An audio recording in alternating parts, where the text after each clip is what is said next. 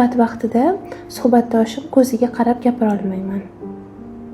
Buni sabablari bir qancha bo'lishi mumkin. Birinchi navbatda yaxshi gumonda bo'lamiz, balki sizni oilangizda insonlarni ko'ziga tik qarab gapirish odobsizlik deya uqtirilgandir va bu tarbiyaning bir ko'rinishi bo'lgan bo'lishi mumkin.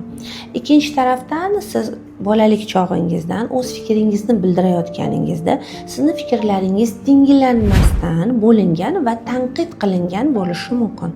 Uchinchidan, sizni boshqalar ko'ziga qarab gapirishda juda qattiq jazolangan bo'lishingiz mumkin. Demakki, o'sha mumkin bo'lgan sabablarni o'zingizga mosini topishingiz va ular ustida ishlashingiz zarur bo'ladi.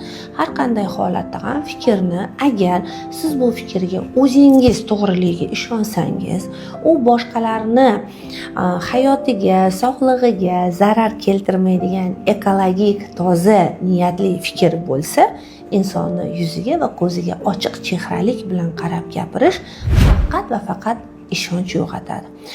Psixologik nuqtai nazardan ko'zni boshqa taraflarga olib qochish, hadeb insonni ko'ziga, yuziga qarolmasdan yerga tikilib, nigohlarni olib qochish biron bir narsani berkitayotgandan, yolg'on informatsiya berishga vijdoni qiynalayotganidan yoki nimadandir qattiq qo'rqayotganidan belgi bo'ladi.